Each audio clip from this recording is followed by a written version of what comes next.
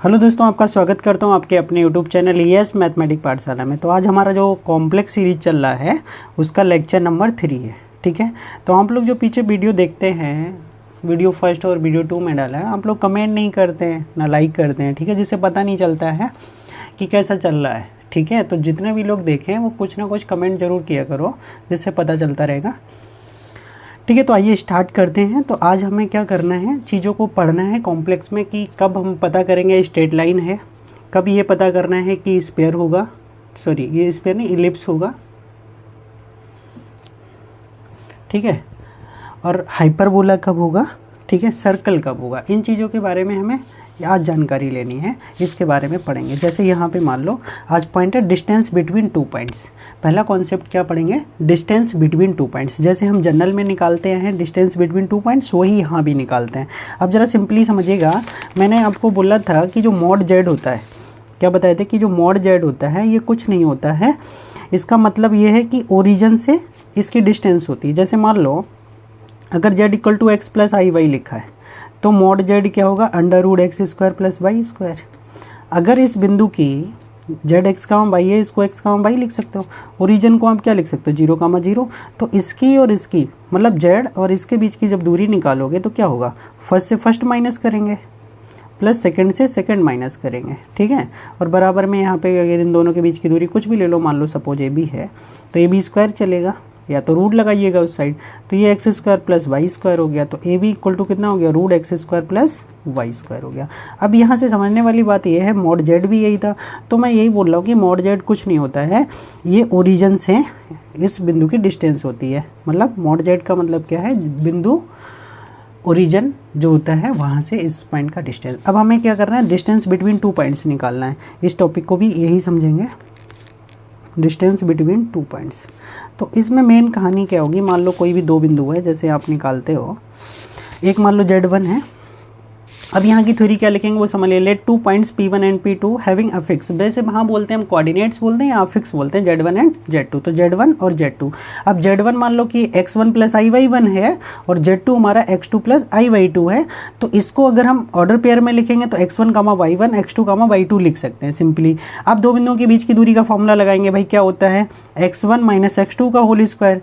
ठीक है, y1 minus y2 का होल स्क्वायर। यहाँ पे समझ रहे होगे, सिंपली ये PQ का डिस्टेंस हो गया। अब हमें यही प्रूफ करना है कि Z1 Z2 का, ठीक है, बीच की दूरी अर्थात Z1 माइनस Z2 का मॉडुलस भी यही आना चाहिए। तो ये मान लो आपका Z1 है और ये Z2 है, दोनों का डिफरेंस करेंगे तो रियल से रियल माइनस हो जाएगा, x1 माइनस x2 और आई कॉमन कर लेंगे, y1 माइनस y2 हो गया। अब अच्छा ये हमारे पास Z1 माइनस Z2 आ गया। अब इसका अगर मॉडुलस निकालेंगे तो क्या होगा, अंडर रूट रियल का वर्ग हो जाएगा प्लस इमेजिनरी का वर्ग हो जाएगा। अब ये वाली इक्वेशन नंबर 2 और इक्वेशन नंबर 1 को ज़रा देखिएगा ध्यान से, तो इसका RHS दोनों का सेम आ गया। अब सेम आ गया, यहाँ से हम बोल सकते हैं कि Z1 Z2 क्या है, PQ है, डिस्टेंस बिटवीन PQ, अर्थात Z1 माइनस Z2 का जो मॉडुलस है वो P और Q के बीच की क्या है, दूरी है। सिंपली समझ आ रहा होगा, P और Q के बीच की दूरी। तो Z1 माइनस Z2 का मॉडुलस कुछ नहीं, मेन मतलब हो गया कि Z1 और Z2 के बीच की दूरी को ही हम Z1 माइनस Z2 से डिनोट करते हैं। तो ये पॉइंट समझ आ गया, क्योंकि ये बेसिक चीज़ थी इसलिए समझा। अब मेन पॉइंट आपको समझना है ये, ठीक है, उसके लिए आप समझेंगे। If Z1 and Z2 are two fixed points in the Argand plane, then find the locus of the point Z in each of the following case. अब मान लो Z1 Z2 हमारे दो पॉइंट्स हैं, एक Z1 है एक Z2 है। अब ये क्या है, दो फिक्स्ड पॉइंट है। अब इस पे हमारा Z जो है वो एक मूवेबल पॉइंट है।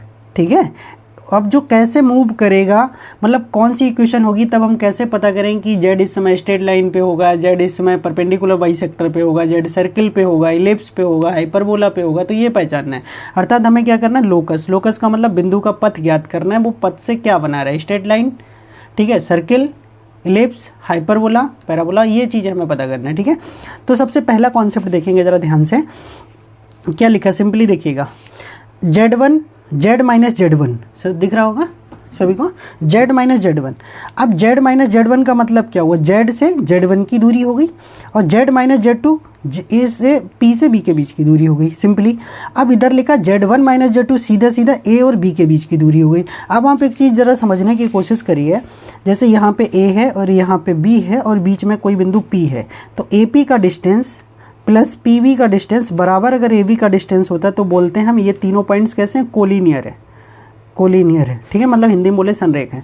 तो ये कब होगा, जब अगर ये बिंदु या जो डिस्टेंस है वो हमेशा ये इसी बिंदु पे ही रहे। अगर P थोड़ा बहुत भी ऊपर नीचे हो गया तो वो डिस्टेंस बदल जाएगी, ठीक है, अर्थात इसी लाइन पे ही क्या करेगा, लाइज करेगा बिंदु P। अगर ऊपर नीचे होगा तो ये डिस्टेंस कभी बराबर ही नहीं आएगी।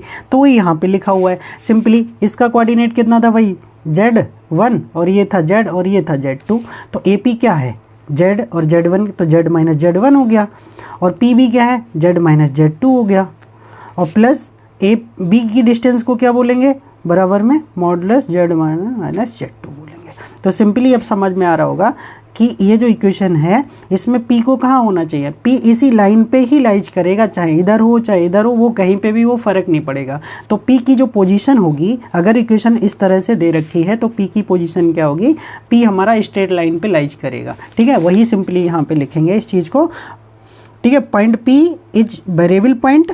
अब अगर ये वेरिएबल पॉइंट है तो क्या हो जाएगा मेरे भाई, ये लिखेंगे सिंपली, ये भी मैंने समझा दिया है, P lies on the line segment. ये जो हमारा लाइन सेगमेंट बना हुआ था, ये लाइन का पूरा सेगमेंट जो था इसी पे लाइज करेगा, ठीक है, joining A and V। A का फिक्स Z1 है, B का फिक्स Z2 है, hence locus of P is a straight line. तो मेन पॉइंट यही था। अब यहाँ पे समझ लीजिए पहला पॉइंट आ गया, इफ अगर यहाँ पे कोई पॉइंट लू है ए बी और बीच में हमारा Z पॉइंट, इसका Z1 है, Z है और Z2 है। तो अगर हमारी value Z minus Z1 plus Z minus Z2 अर्थात ये दूरी प्लस ये दूरी बराबर, टोटल दूरी के अगर जब भी बराबर होगा Z माइनस Z1, तो यहाँ पे P हमारा जो होगा वो लाइज करेगा कहाँ पे, स्ट्रेट लाइन पे। पहला पॉइंट ये है, बस स्ट्रेट लाइन, ठीक है, ध्यान रखेंगे, बस इस इक्वेशन को ध्यान रखिएगा। ये डिस्टेंस तभी बराबर हो सकती है, ऐसा भी आगे चल के एलिप्स में भी आएगा, और उस चीज़ में और इस चीज़ में क्या डिफरेंस होगा वहाँ पे बताएंगे, ठीक है। तो पहला पॉइंट क्लियर हो गया होगा। अच्छा, अब दूसरा पॉइंट जो है हमारा वो सीखना है कि Z माइनस Z1 बराबर हो Z माइनस Z2 के। अच्छा, ऐसा केस कब हो सकता है, ये दोनों बराबर हो जाएं, ठीक है, ये वाले पॉइंट की बात कर रहे हैं। तो इसका मतलब क्या है, मान लो ये कोई लाइन है A और ये हमारा पॉइंट है V। अब ये पॉइंट है P, ठीक है, ये पॉइंट क्या है P। अब इसके फिक्स मान लो ये Z1 है, ये Z है और ये Z2 है, क्योंकि P मूवेबल पॉइंट है तो उसको हम Z मान रखे हैं। तो अच्छा ये बताओ, ये डिस्टेंस तो बराबर है, तो यहाँ से Z माइनस Z1 और ये डिस्टेंस क्या हो गई, Z माइनस Z2, क्योंकि अगर मान लो मिड पॉइंट है, अभी सपोज कर लो ये मिड पॉइंट है, तो ये दूरी बराबर हो जाएगी। क्या ये बताओ, ये यहीं पे फिक्स हो गया, तो हमें क्या करना है, इसका मूवेबल पॉइंट निकालना है जिससे ये दूरी हमेशा बराबर रहे। तो ये दूरी अगर हमेशा बराबर रहे तो उसके लिए क्या करना पड़ेगा भाई, तो P को अगर हम इस लाइन पे आगे पीछे करेंगे तो ये कभी डिस्टेंस, ये डिस्टेंस इस डिस्टेंस के बराबर तो रहेगी नहीं। तो उसके लिए क्या कंडीशन है, P को कहाँ रखना पड़ेगा, अर्थात अगर मान लो इनका अगर हम परपेंडिकुलर बाइसेक्टर कर दें, क्या करते हैं, परपेंडिकुलर बाइसेक्टर। अब P को ऊपर ले जा सकते हो, यहाँ ले जाओ, कोई दूरी नहीं, ये दूरी इस दूरी के बराबर आ जाएगी, फिर ये दूरी इस दूरी के बराबर आ जाएगी, चाहे नीचे ले लो, ये दूरी इस दूरी के बराबर आ जाएगी, ये दूरी इस दूरी। तो P मूवेबल पॉइंट है, P आप कहीं भी ले जाइए ऊपर नीचे, तो ये कौन सी लाइन है, ये परपेंडिकुलर बाइसेक्टर वाली लाइन है, हमेशा दोनों से क्या रहेगा, मिड पॉइंट पे रहेगा। परपेंडिकुलर बाइसेक्टर का मतलब ही होता है किसी भी लाइन को हाफ हाफ कर देना, ठीक है। अब ये तो इसी लाइन पे है, जितना ऊपर इस साइड से होगा उतनी दूरी इधर होगी, जितनी इधर होगी उतनी इधर होगी। तो P हमारा मूव कर रहा है, इसी लाइन पे ही मूव कर सकता है, अर्थात जब भी कंडीशन ये मिलेगी तो इसका मतलब होगा कि P lies on perpendicular bisector of AB, मतलब जो भी लाइन दे रखी हो तो perpendicular bisector, P lies on perpendicular bisector, ये भी लिख दीजिएगा, बाइसेक्टर मतलब किस पे, लंबवर्धक पे ही हमेशा रहेगा। तो 2 पॉइंट क्लियर हो गए होंगे, ठीक है। अब पॉइंट नंबर 3 देखेंगे, ये भी बहुत इंपॉर्टेंट पॉइंट है, सेम है बस थोड़ा सा बदल रहा है। क्या बदल रहा है उस चीज़ को ज़रा ध्यान देंगे कि Z माइनस Z1 बराबर में K times Z minus Z2, अर्थात अगर हम इसको नीचे ले लें तो Z minus Z1 upon Z minus Z2 equal to में कितना आ गया, K आ गया, ठीक है। तो अगर ये मतलब वैल्यू 1 के बराबर, जैसे इस लाइन में अगर हम करते सिंपली, अगर देखो इसको अगर हम इसके नीचे ले लेते, यहाँ पे देखिए Z माइनस Z1 और ये वैल्यू नीचे ले जाते तो Z माइनस Z2 तो बराबर 1 हो जाता। तो जब भी बराबर 1 होगा तब तो क्लियर है कि परपेंडिकुलर बाइसेक्टर होगा, ठीक है, क्या होगा, परपेंडिकुलर बाइसेक्टर होगा।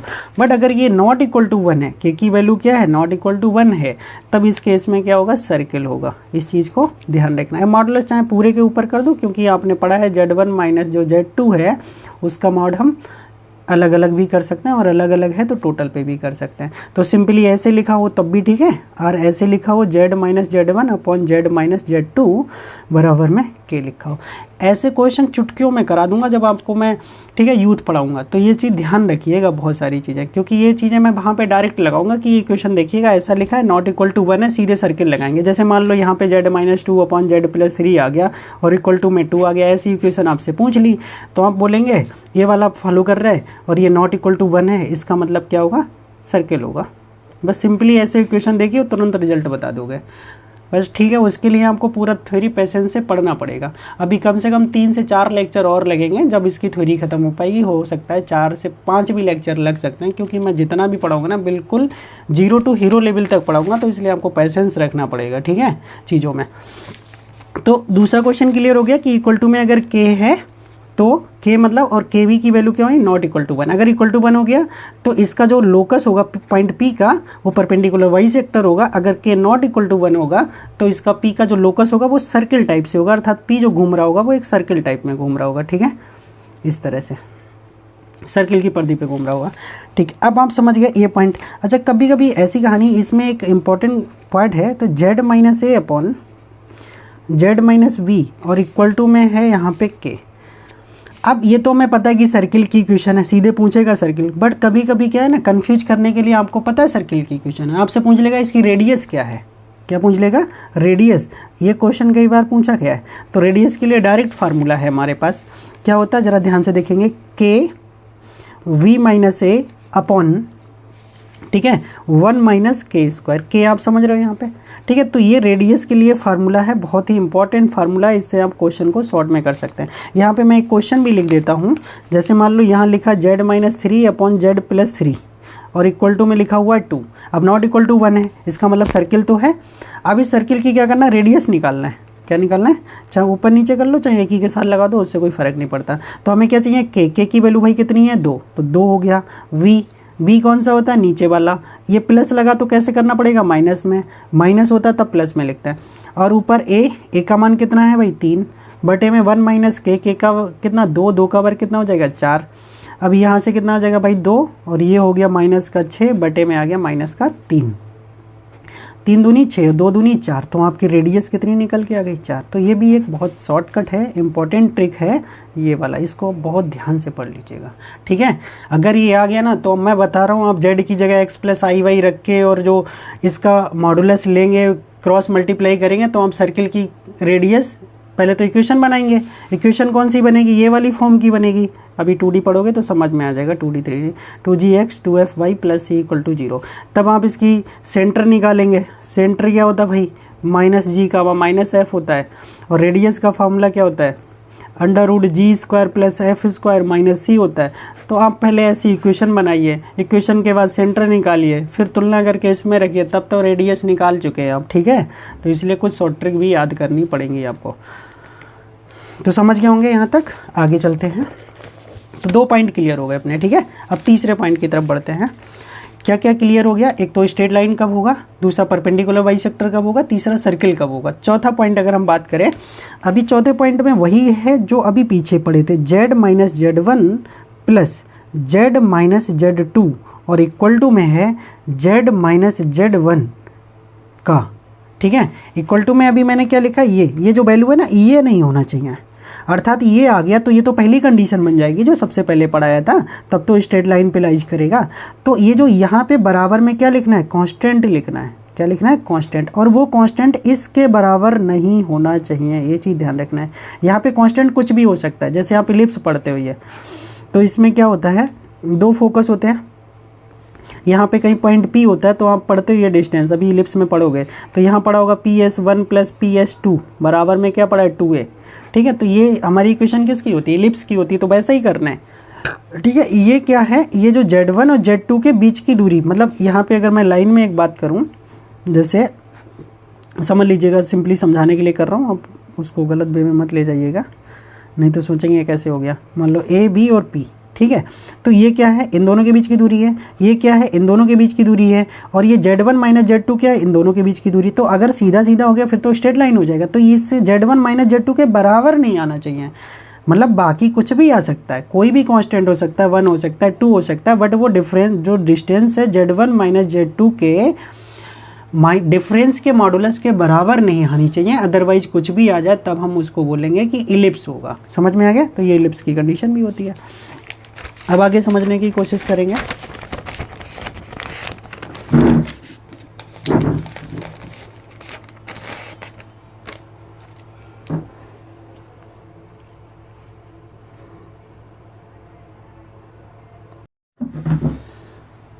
देखिएगा आगे, तो आपने क्या समझ लिया कि अगर Z1 minus Z2 plus Z1 minus Z2 कोई कांस्टेंट है, बट वो Z1 माइनस Z2 मतलब ये बिंदु और ये बिंदु के डिफरेंस के मॉडुलस के बराबर नहीं होना चाहिए, अदरवाइज कुछ भी होना चाहिए, तब हम उसको बोलेंगे क्या, इलिप्स बोलेंगे। ठीक है। जैसे मान लो यहाँ से यहाँ तक AP है, तो क्या हो गया AP प्लस PB, और ये दूरी AB के बराबर नहीं होनी चाहिए, मतलब कांस्टेंट होना चाहिए कोई। ठीक है। तब बोलेंगे उसको क्या होगा, जो P हमारा लाइज कर रहा होगा वो किस पे होगा, इलिप्स पे लाइज कर रहा होगा, अर्थात P lies on the ellipse having its foci A and V। अच्छा, अब दूसरा देखेंगे।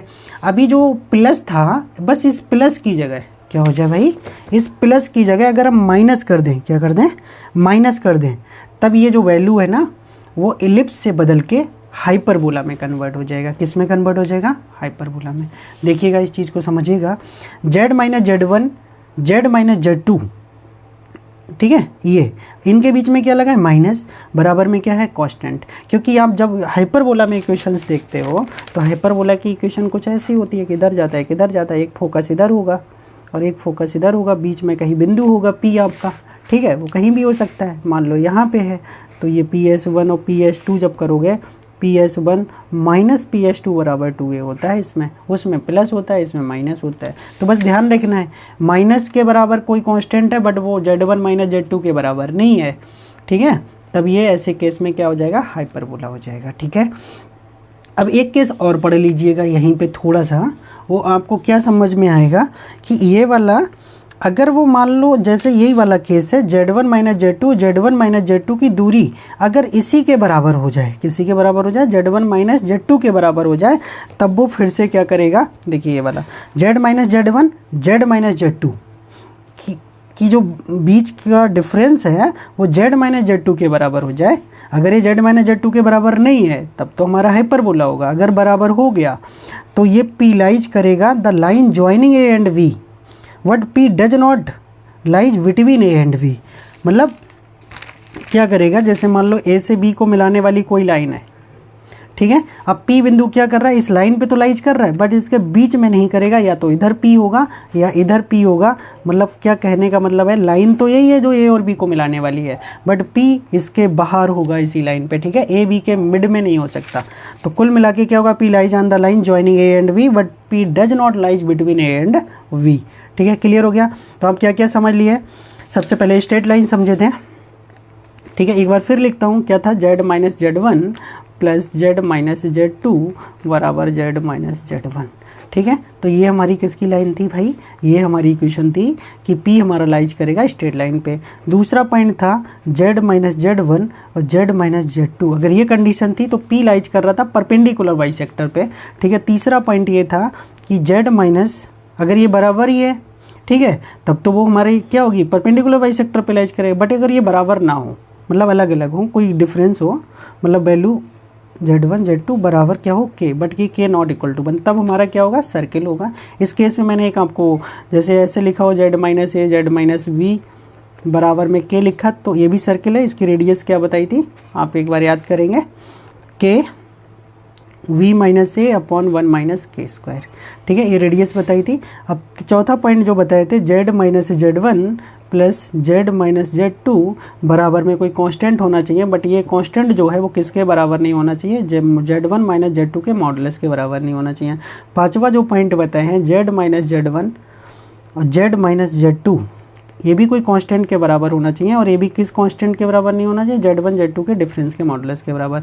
तो ये होगा इलिप्स और ये होगा तो हाइपरबोला। छठा पॉइंट बताए थे Z माइनस Z1 और Z माइनस Z2, अगर ये Z माइनस Z2 के डिफरेंस के बराबर हो जाता है तो P हमारा स्ट्रेट लाइन पे लाइन करेगा, A और B को मिलाने वाली लाइन पे लाइन करेगा, बट A B के बीच में नहीं होगा, P बाहर कहीं भी हो सकता है। ठीक है, यहाँ तक 6 पॉइंट आपको क्लियर हो गए होंगे। ओके, अब आगे बढ़ते हैं 7वें पॉइंट की तरफ। अच्छा, एक क्वेश्चन आ गया, पहले क्वेश्चन करा देते हैं आपको।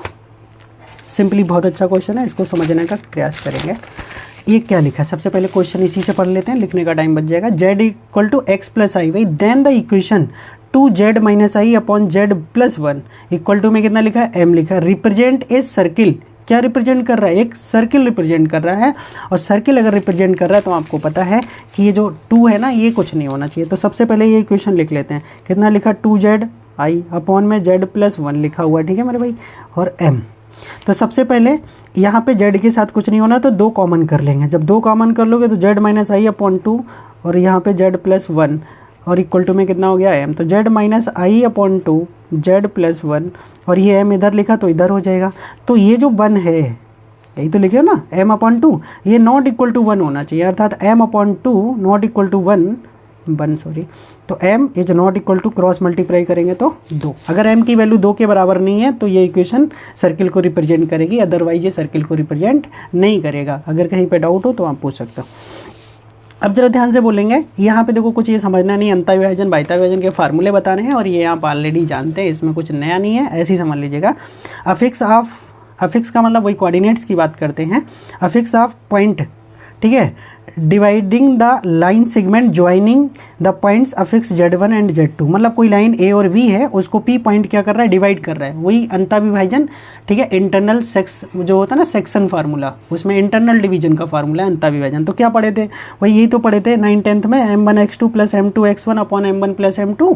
ठीक है, y बराबर क्या पढ़े थे, M1/2 M2y1 upon M1 plus M2। अब ZX प्लस IY1 है, उसको हम कोऑर्डिनेट के फॉर्म में ऐसे लिख सकते हैं, बस कॉमा लगा देते हैं, तो ये हो गया सिंपली। समझ में आ गया होगा। अगर इन दोनों को ही मिला तो ये x की वैल्यू है और ये y की वैल्यू है, और इसी को अगर हम p के एफिक्स की बात करेंगे तो x प्लस आई वाई हो जाएगा, तो ये x का हो गया i और ये y का कोऑर्डिनेट हो गया। सिंपली इसको इस तरह से लिख सकते हो। इसमें क्या किया, m2 के साथ x1 प्लस IY1 और m1 के साथ x2 प्लस IY2 डायरेक्ट भी लिख सकते हो। तो ये चीज़ आप डायरेक्ट भी समझ सकते थे, जैसे ये Z है, अब आप इसको समझेंगे तो ये क्या है, रियल में क्या है, x प्लस IY है, नहीं है, x1 प्लस IY1 है, और ये क्या है, x2 प्लस IY2 है। तो अब ये वाला लोगे तो ये M1 के साथ है, M1 के साथ कितना आ गया, M1 के साथ x2 प्लस IY2 आ गया, और अगर हम ये वाला लेंगे तो ये आएगा इसके साथ M2। ठीक है, तो x1 बाई 1 के साथ कितना आ जाएगा, M2 अपॉन में दोनों का डिफरेंस। तो अच्छा है, ये प्रूफ करके दिखाया कि कैसे बना है, और आप डायरेक्टली भी लगा सकते हो। तो ये अंतःविभाजन के फार्मूले की ज़रूरत नहीं पड़ती है। और डायरेक्ट अगर Z की वैल्यू लगाओगे, आप Z1 की वैल्यू नहीं लगा रहे हो x1 प्लस IY1, तो आप Z ही लिख दीजिएगा वहाँ पे अपॉन M1 प्लस M2। ऐसी अगर हम एक्सटर्नल डिवीजन की बात करेंगे तो M1 Z2 minus M2 Z1 upon M1 minus M2 हो जाएगा, इसमें भी कोई दिक्कत नहीं आएगी।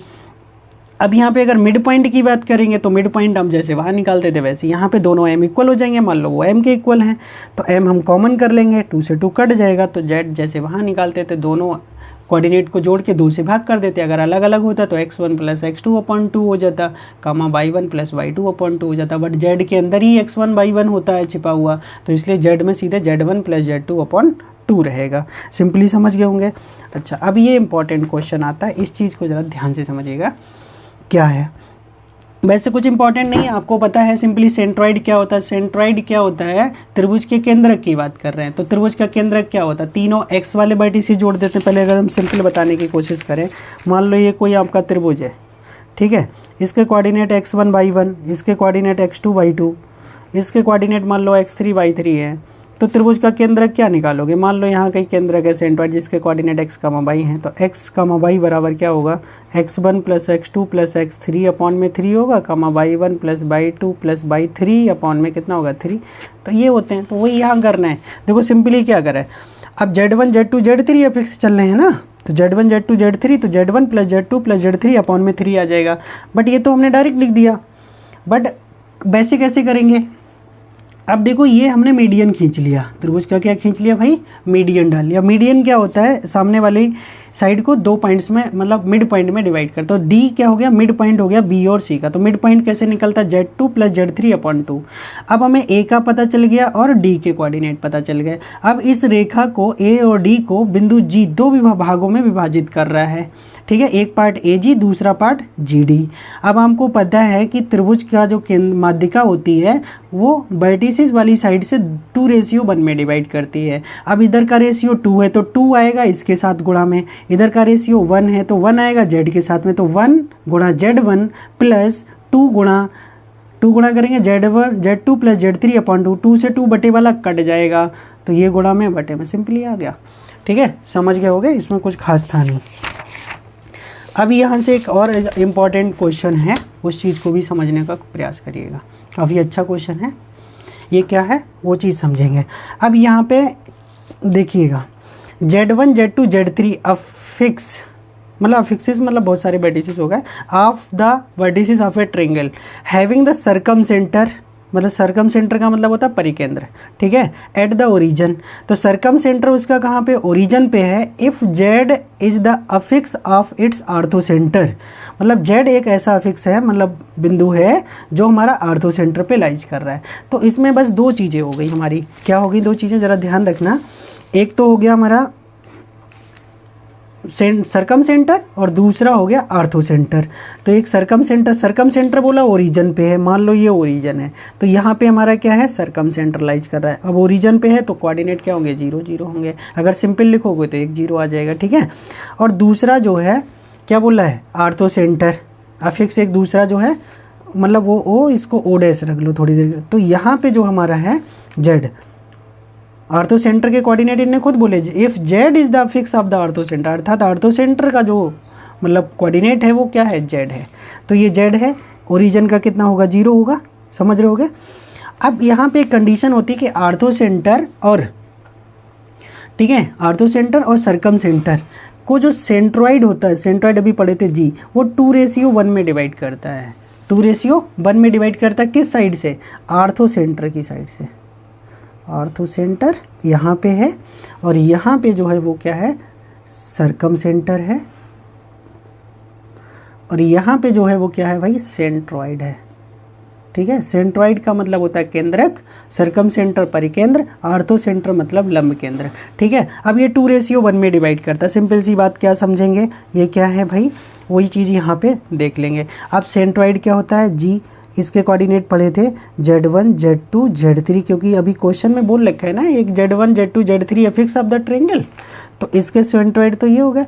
अब देखो भाई ये वाली कहानी, यही तो हमें निकालना है। तो इसको निकालने के लिए एक तो हमारा पास दे रखा है और एक इसको निकालते हैं। निकालते कैसे, G के कोऑर्डिनेट ज़रा ध्यान से देखेंगे।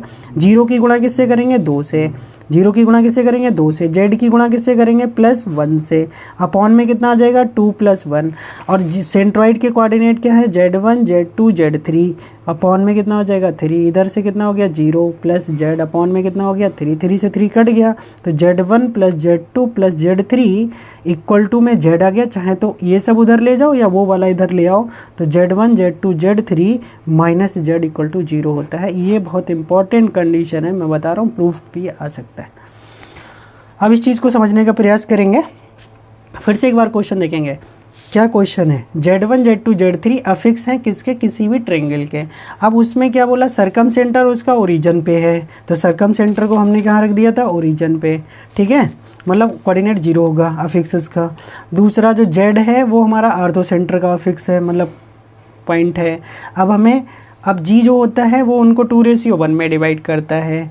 तो अब हमें G की कोऑर्डिनेट निकालने हैं, तो यहाँ 0 की गुणा किससे होगी भाई, 2 से। Z की गुणा किससे होगी, 1 से, मतलब इधर वाला इसके साथ, इधर वाला इसके साथ, अपॉन में 2 + 1 3 हो गया। और ये किसके कोऑर्डिनेट निकाल लेते, G के, और G के कोऑर्डिनेट हमें डायरेक्ट भी पता है सेंट्रॉइड कैसे निकलता, दोनों को कर दिया, सॉल्व हो के आ गया। समझ गए होंगे इतना। अब ज़रा ध्यान से देखें, इक्वेशन ऑफ सर्किल क्या होता है, इक्वेशन ऑफ सर्किल, ठीक है। तो अब जैसे यहाँ से देखो, जैसे ये मान लो तुम्हारा कोई Z0 है और ये पॉइंट कोई Z है, ठीक है। बीच की रेडियस कितनी है भाई, R है। तो इन दोनों के बीच की दूरी, जैसे मान लो Z0 - Z, ठीक है, बराबर में रेडियस कितनी हो गई r। तो ये क्या है, दो बिंदुओं के बीच की दूरी। जैसे वैसे भी जो हम सर्किल की इक्वेशन बनाते थे, क्या बनाते थे, आपने पढ़ा होगा ना, वो क्या था, ज़रा एक बार देखिएगा, समझिएगा उसको। सिंपल, जैसे मान लो ये हमारा केंद्र है जिसके कोऑर्डिनेट x, y है, या केंद्र को h, k ले लो तो ज़्यादा समझ में आएगा। बिंदु P ये हमारा x, y है, तो इन दोनों के बीच की दूरी मान लो r है। तब हम क्या करेंगे, इन दोनों के बीच की दूरी निकालेंगे, O और मान लो P, और या कोई भी मान लो, सेंटर C मान लो, तो CP निकालेंगे। तो CP का स्क्वायर हो जाएगा x माइनस h का स्क्वायर, बराबर कितना हो जाएगा, प्लस y माइनस k का स्क्वायर होल स्क्वायर। ठीक है, तो ये क्या है, दो बिंदुओं के बीच, वो CP क्या है भाई, r, तो ये क्या हो गया, CP का मतलब r स्क्वायर। तो यही इक्वेशन तो पढ़े थे सर्किल की, जहाँ h और k सेंटर है, ठीक है, r इज़ द रेडियस। अब यही पढ़े थे। अब जनरल में अगर मान लो ये 0 0 हो जाता तो simple equation x square plus y square बराबर आर स्क्वायर आ जाती, ये इक्वेशन हमारी सर्किल की हो जाती। तो यहाँ पे भी तो यही है यार, क्या दो बिंदुओं के बीच की दूरी ही तो है, ये क्या है, दो बिंदुओं के बीच की दूरी बराबर है, तो वो सर्किल बन जाता है। तो यहाँ भी हम यही कर रहे हैं, जेड नॉट माइनस जेड बराबर आर। अब जेड क्या है, मान लो यहाँ पे हमारा दूसरा सर्किल बनाते हैं, यहाँ जेड नॉट है, यहाँ जेड है इक्वल टू आर, तो इन दोनों के बीच की दूरी बराबर इसके स्क्वायर के हो जाएगा। तो यही तो हमारी इक्वेशन है सर्किल की। ठीक है, ऐसे भी कर सकते हो, या जैसे मान लो इससे उसको बढ़ा दो, कोई दिक्कत नहीं है, क्योंकि सेंटर को हम ऐसे ले रहे हैं, सेंटर इधर रख लीजिए। ठीक है, तो जेड नॉट यहाँ पे सेंटर हो गया और हमारी रेडियस हो गई, बस इसी चीज़ को यहाँ पे ध्यान रखना है।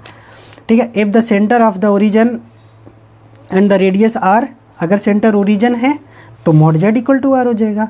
अगर हमारा सेंटर कोई पॉइंट है जेड नॉट, तो z minus z not equal to कितना हो जाएगा, आर। तो जेड नॉट हमारा सेंटर हो गया, आर रेडियस हो गई, सिंपली हो गया।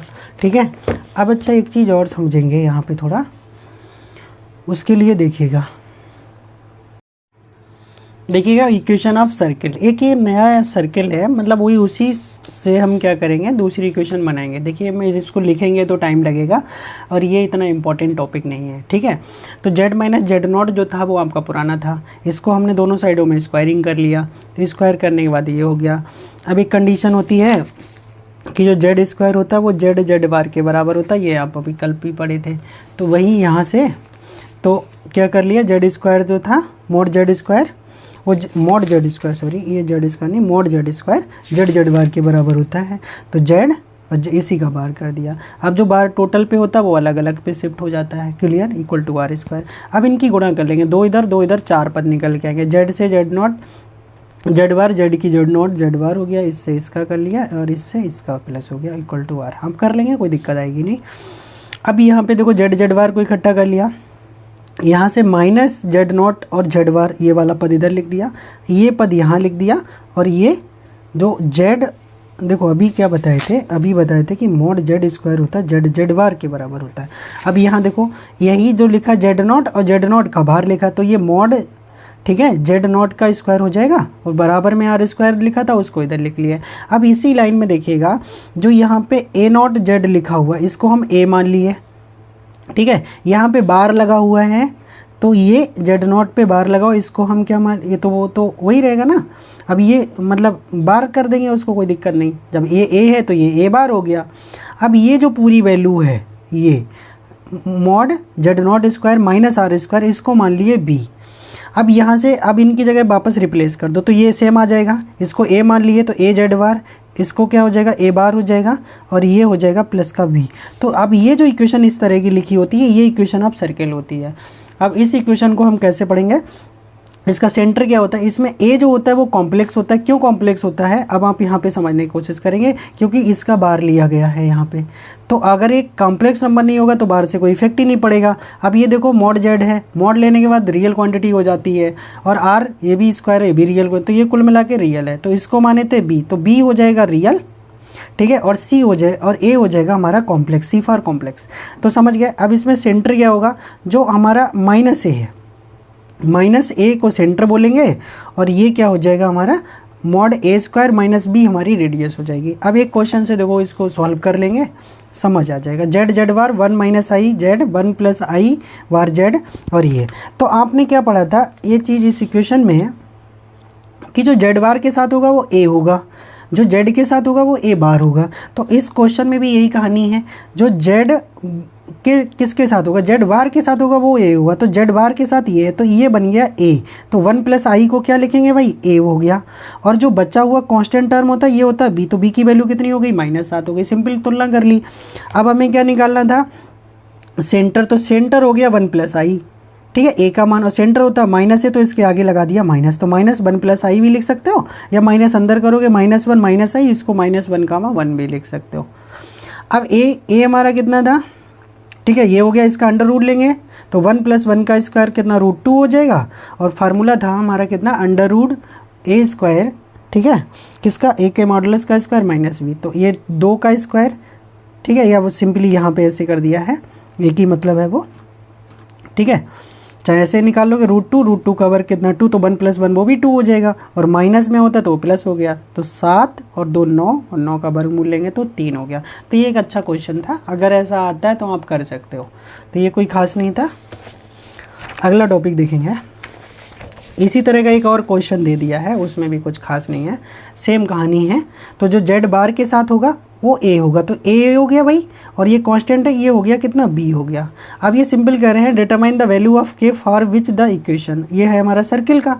अब यहाँ पे एक चीज़ जरा समझिएगा, तो ए का मान मिल गया, मॉड ए निकालेंगे, 3 का 9, 4 का 16, 16 9 25, 5 आ गया, बी की वैल्यू के आ गई। अर्थात हमें के की एक कंडीशन निकालनी है लिमिट के साथ। आपको पता है रेडियस का मॉड a² - b होता है। अब रेडियस जो है वो अंडर रूट के अंदर है, तो नेगेटिव हो नहीं सकती है, तो 5 5 का वर्ग 25 माइनस का के, अर्थात ये जो अंदर की वैल्यू है वो ग्रेटर देन इक्वल टू 0 हो सकती है। तो ग्रेटर देन इक्वल टू जब 0 करोगे तो के इधर आके पॉजिटिव हो जाएगा, अर्थात के का मान 25 या 25 से छोटा होगा, तो बस यही वैल्यू है, ये के का मान है, ठीक है। अब जरा यहाँ पे क्वेश्चंस देखेंगे, अभी आप, हाँ ये क्वेश्चंस हैं, थोड़े आते नहीं हैं ऐसे। z - z0 बराबर r बताए थे, तो यहाँ पे z0 हमारा क्या था, सेंटर, और r क्या था हमारा, रेडियस। तो उसी को यहाँ पे मद्देनजर रखते हुए क्वेश्चन करेंगे।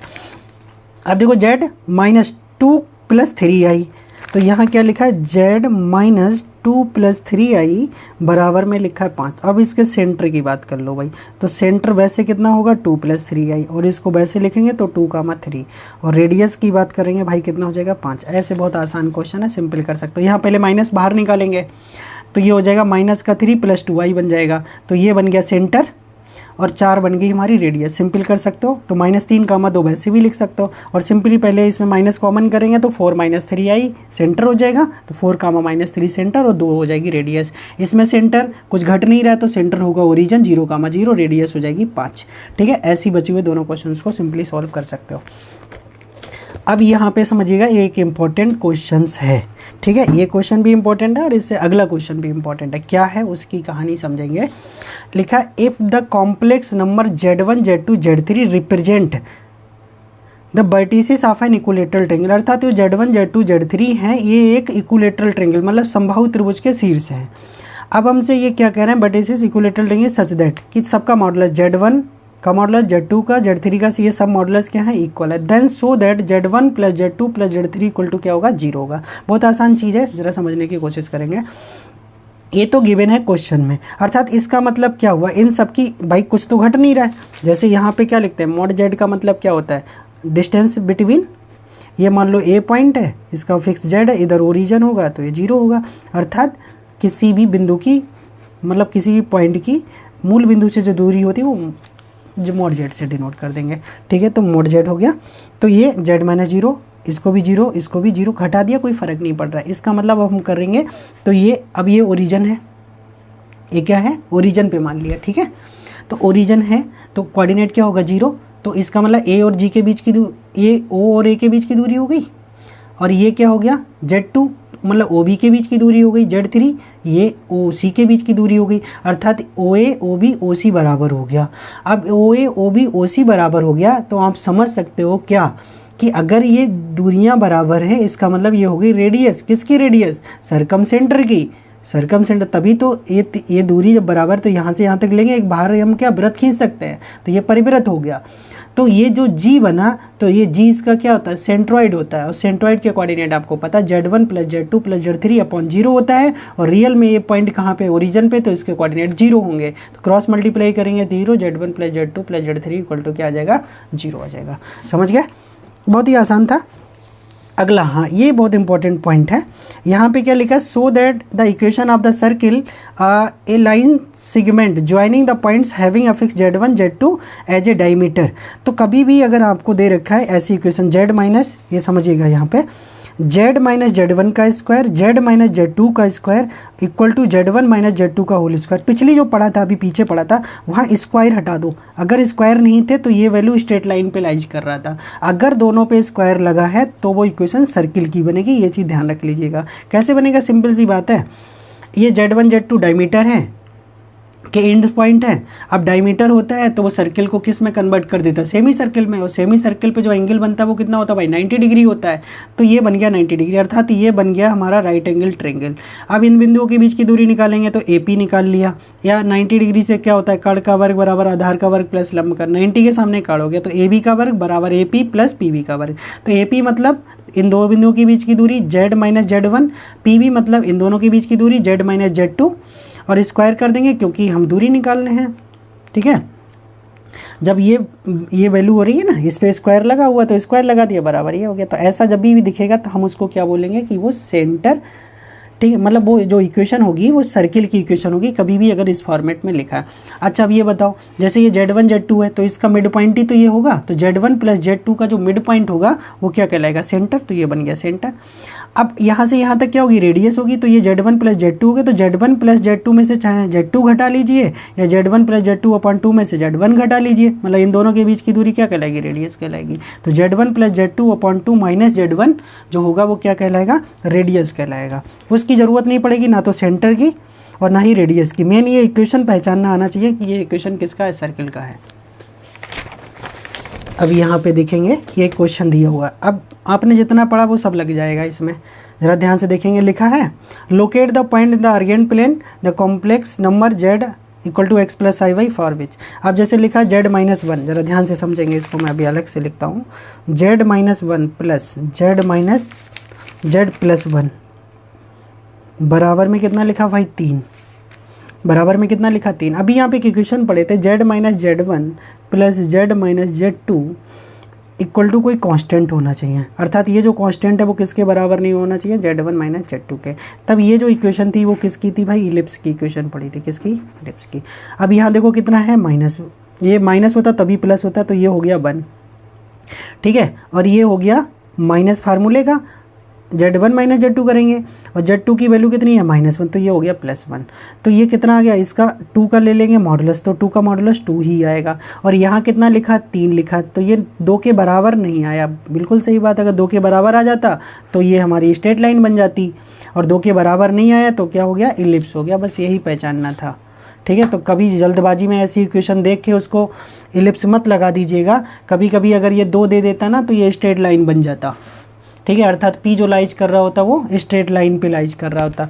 ये अभी इक्वेशन पढ़े थे आप, बिल्कुल जस्ट अभी पढ़े हो कि Z1 माइनस Z2 का स्क्वायर, ठीक है, ये वाली अभी इक्वेशन पढ़े थे, Z माइनस Z1 का square plus Z minus Z2 का स्क्वायर बराबर मॉडुलस Z1 माइनस Z2 के मॉडुलस के स्क्वायर। ये इक्वेशन हमारी किसकी होती है भाई, सर्किल की इक्वेशन होती है, अभी पढ़े थे बिल्कुल। अब इसी से यहाँ पे देख लीजिएगा भाई सिंपली। अब यहाँ कितना लिखा है 1, यहाँ कितना लिखा है -1, तो 1 और -1 जोड़ेंगे तो कितना हो जाएगा, 2 हो जाएगा। अब 2 का वर्ग करेंगे तो कितना हो जाएगा, 4 हो जाएगा। और यही यहाँ पे क्वेश्चन था कि इन दोनों के डिफरेंस के वर्ग के बराबर आना चाहिए। तो ये 2 4 बराबर 4 हो गया। इसका मतलब सिंपली रिप्रेजेंट किसको करेगा, सर्किल को। अब ये इक्वेशन डायरेक्ट बताए थे कि यहाँ पे कुछ भी लिखा होगा, अगर नॉट इक्वल टू 1 होगा तो क्या होगा, सर्किल होगा, ठीक है, ये बताए थे वैल्यू। ध्यान करिए, Z minus Z1 upon Z minus Z2 equal to K, और ये K नॉट इक्वल टू 1। तो ये इक्वेशन किसकी थी, सर्किल की इक्वेशन थी। तो ये क्वेश्चन क्या बन जाएगा, सर्किल को रिप्रेजेंट करेगा। सिंपली समझ गए। अब यहाँ पे देखो 1 प्लस आई लिखा है और यहाँ लिखा है 1 माइनस आई लिखा है, बराबर में 5 दिया है, तो ये किसको रिप्रेजेंट करेगा, ये चीज़ हमें पता करना है। अब देखो जब डिफरेंस होता है तो हाइपरबोला होता है, बट अब हम कैसे पता करेंगे, ये निकाल लो। इसका मॉडुलस कितना होगा भाई, 1 प्लस आई का मॉडुलस कितना होगा, √2। यहाँ पे भी 1 माइनस आई आ रहा है, इसका भी मॉडुलस कितना होगा, √2। अब इन दोनों का क्या करेंगे, डिफरेंस करेंगे। क्या करेंगे भाई, डिफरेंस करेंगे। तो डिफरेंस आ रहा है हमारा 0 और नॉट इक्वल टू 5, मतलब ये जो डिफरेंस आ रहा है 0, जबकि यहाँ क्या लिखा है 5 लिखा है, तो अलग आ रहा है, इसका मतलब सीधे हाइपरबोला हो जाएगा। सिंपली समझ गए होंगे इसको कि ये हाइपरबोला क्यों हो जाएगा।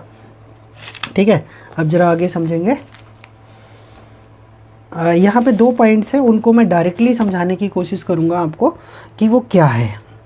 जैसे यहाँ पे ये समझने की कोशिश करिए, जैसे हम z इक्वल टू आपने पढ़ा होगा r cos theta plus i sin theta.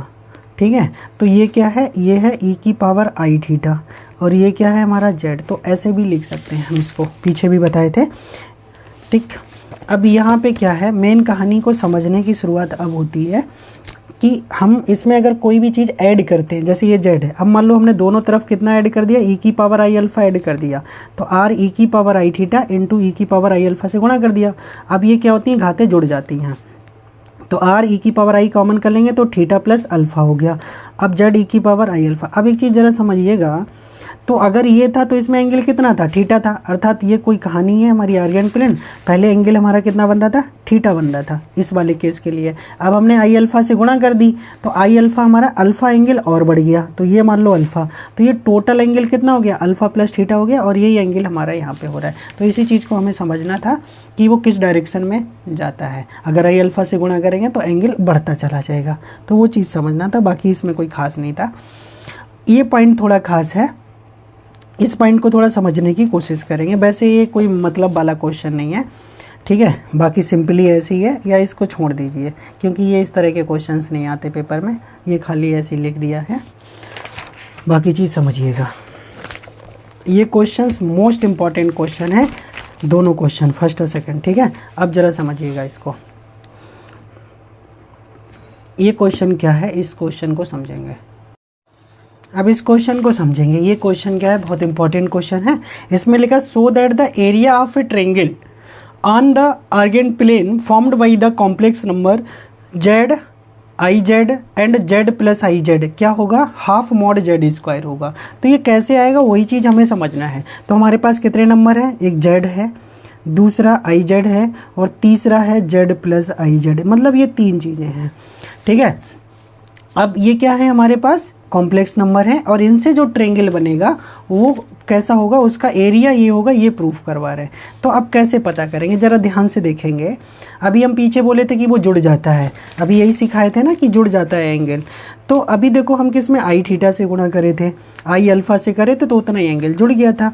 अब ये मान लो कि कोई वैल्यू हमारी ये है, जा रहा है z, ये क्या जा रहा है भाई, z, ये बन गया। अब z में किससे गुणा हुई, i से गुणा हुई, यहाँ किससे गुणा हुई थी, आई अल्फ़ा से, तो आई अल्फ़ा बढ़ गया था। ठीक है, अब यहाँ पे हम गुणा कर रहे हैं z में i से। अब आपको i को क्या लिख सकते हो, ज़रा ध्यान से देखेंगे, तो i इक्वल टू ई की पावर i पाई बाई 2 लिख सकते हैं। क्यों, अब इसको ज़रा ध्यान से देखेंगे, e की पावर i थीटा का मान क्या होता है, cos theta plus i sin theta होता है। अब cos 90 कितना होता है, 0, sin 90 कितना होता है, 1 होता है, तो ये कुल मिला के कितना हो गया, i। तो i का आपको एंगल समझ आ गया कि i का एंगल कितना होता है, पाई बाई 2 होता है। अर्थात सीधे सीधे अगर ये z है तो आई जेड कहाँ जाएगा, इस पे 90 डिग्री बनाती हुई लाइन चली जाएगी, आई जेड। समझ में आ गया, 90 डिग्री क्यों बनाएगा, क्योंकि डायरेक्ट 90 डिग्री पे घूम जाएगा। उसके बाद ये क्या है, z प्लस आई जेड, मतलब दोनों का जोड़ ही तो है, तो दोनों का जोड़ ऐसे निकाल लेंगे, ये z प्लस आई जेड जैसे वेक्टर में निकालते हैं वैसे निकाल दिया। तो ये ट्रायंगल बन गया हमारे पास। अब 90 डिग्री बन गया, अब 90 डिग्री बन गया तो ये राइट एंगल ट्रायंगल बन गया। तो राइट एंगल ट्रायंगल का एरिया क्या होता है, 1/2 बेस, बेस में कितना है z, base into height, height कितना है, आई जेड है।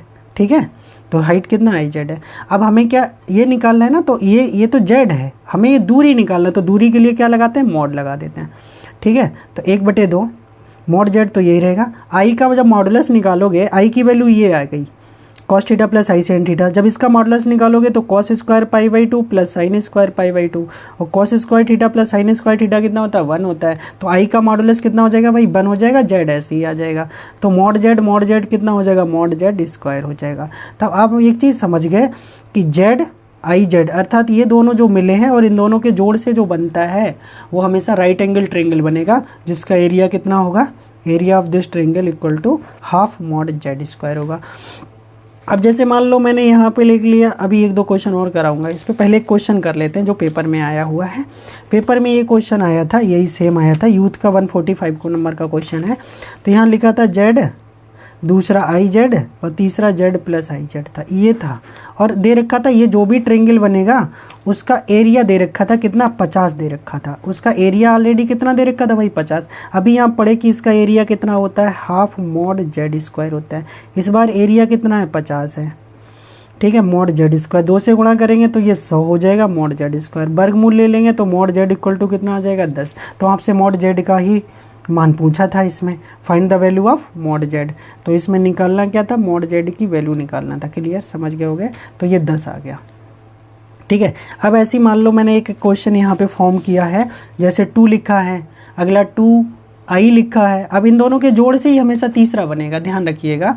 तो देन वर्टिसेस ऑफ इस एरिया, मतलब इस ट्रेंगल का एरिया क्या होगा, हाफ मॉड जेड स्क्वायर। और मॉड की जगह कितना दे रखा है, 2 दे रखा है, तो 2 का वर्ग 4, और 4 से 2 काट देंगे तो कितना आ जाएगा, 2 आ जाएगा स्क्वायर यूनिट। समझ गए होंगे, सिंपल। अब हमारा आपने पढ़ा था कि अगर हमारा क्या होता है, जैसे कोई भी नंबर है, मान लो 3 है, इसमें आई से गुणा करें और अगले वाले में दोनों जोड़ दें, ठीक है। ऐसे अगर कहानी बन रही है तो ये जो कहानी बनती है वो राइट एंगल ट्रेंगल की बनती है। क्या होता है, हाफ मॉड जेड स्क्वायर मतलब 3 का स्क्वायर, तो ये 9/2 स्क्वायर यूनिट, ये हमारा एरिया आ जाएगा, ठीक है। बट अगर जेड आई की जगह गुणा हो जाए ओमेगा से, किससे गुणा हो जाए, ओमेगा से गुणा हो जाए, तब हमारा ट्रेंगल क्या बनेगा वो समझना है। अगला क्वेश्चन बहुत बहुत इंपॉर्टेंट है ये भी।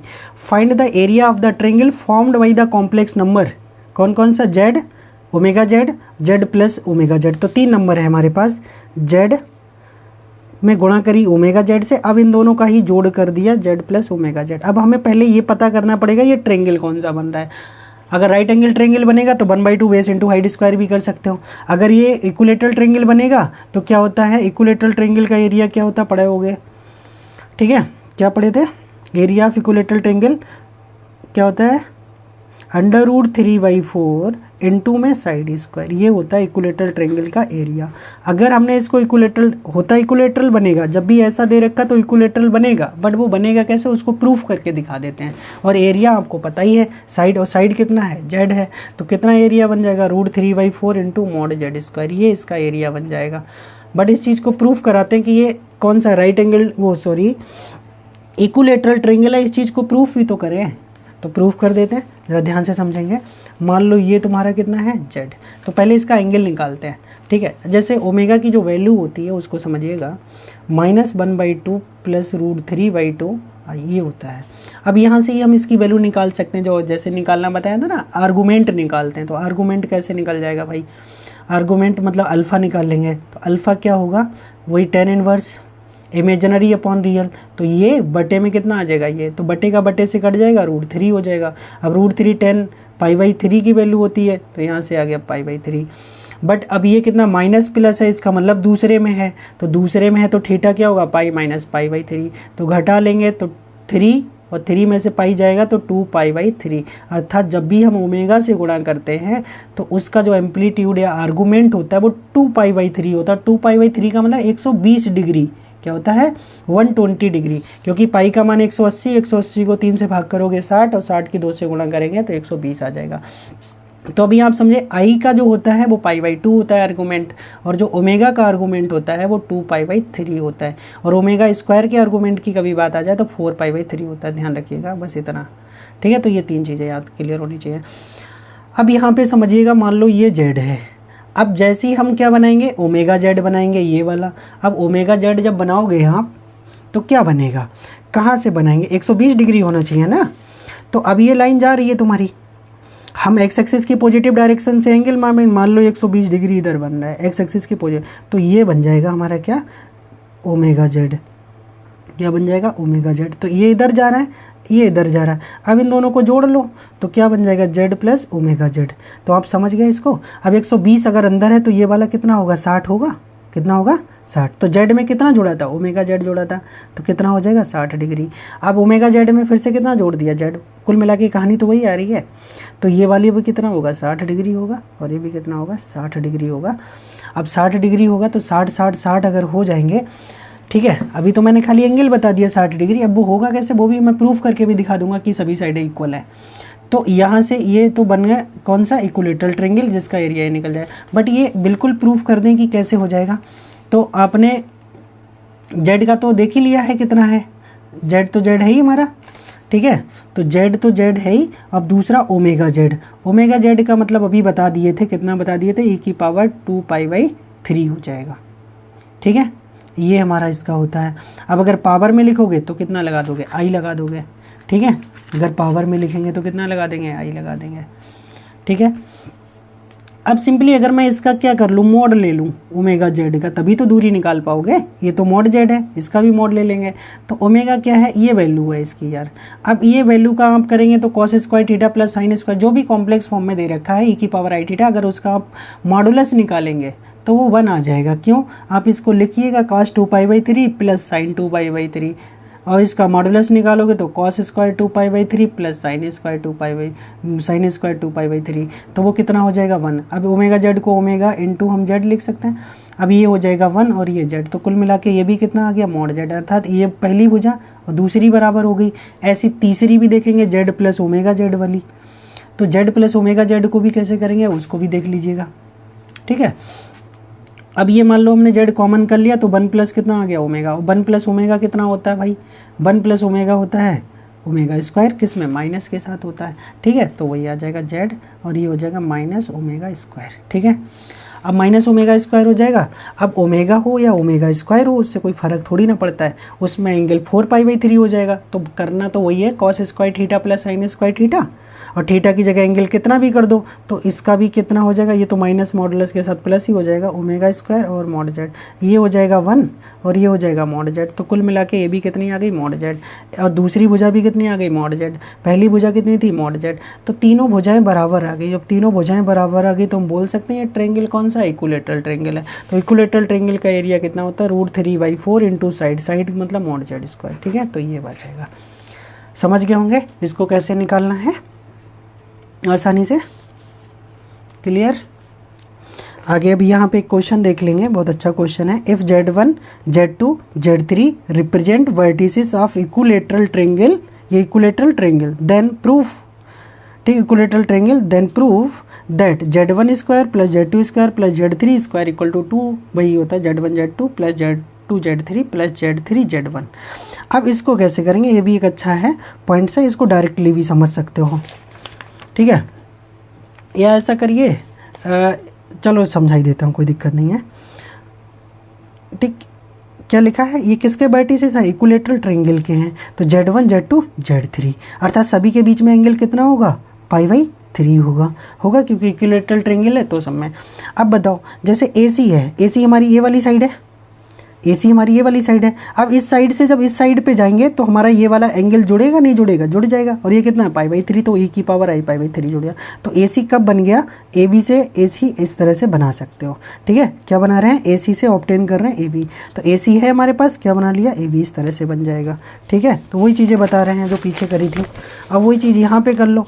अब वो जो AC है यहाँ पे जो लिखा है देखिएगा ज़रा, AC का मतलब क्या हुआ, इन दोनों के बीच की दूरी, अर्थात Z माइनस Z3, ठीक है, AC बन गया। इधर AB का मतलब इन दोनों के बीच की दूरी, तो Z माइनस Z2, ठीक है, बराबर e की पावर i π/3 ये हो गया।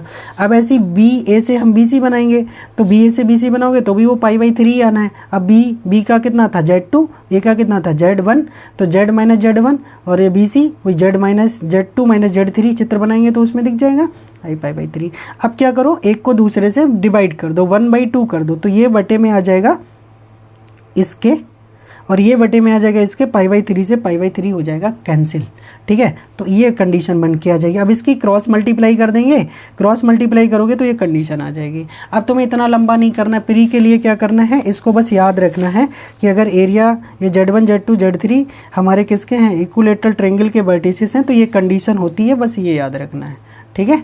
इतना याद रखेंगे फ्री में काम चल जाएगा। मेंस के लिए तो मैं पढ़ाऊँगा ही, कैसे पढ़ाना है। Remark point, Z1 Z2 are the affix of the, ठीक है, complex numbers, then the locus of a point, जैसे ऐसे लिखा हो argument Z minus Z1 upon में Z minus Z2 equal to π/2, तो हमेशा ये सर्किल होगा, ठीक है, ध्यान रखना। ठीक है, क्योंकि ये क्या बनाएगा, सेमी सर्किल, ये पीछे कंडीशन थी ना जेड माइनस, तो ये हुआ क्या, ये वाली कहानी बन गई।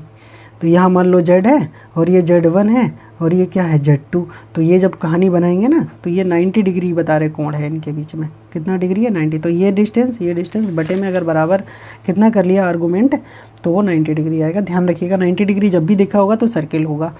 अगर 0 और पाई होगा तो ऊपर ना जाके, जो P पॉइंट अभी हम ऊपर ले गए थे यहाँ पे, अब वो ऊपर ना जाके या तो इस साइड होगा P पॉइंट या इस साइड होगा। ठीक है, तो वही या तो 0 बनेगा या 180 बनेगा। तो 0 और 180 पे हम लाइन लगाते हैं और 90 पे प्लस माइनस कुछ भी हो 90 पे हम सर्किल लगाते हैं। और कोई भी अल्फ़ा दे रखा है, ठीक है, तो भी लोकस हमारा सर्किल ही होगा, उस चीज़ को ध्यान रखिएगा। तो ये पॉइंट्स हो गए, तो आज यहीं तक रखते हैं, नहीं तो वीडियो बहुत बड़ा हो जाएगा।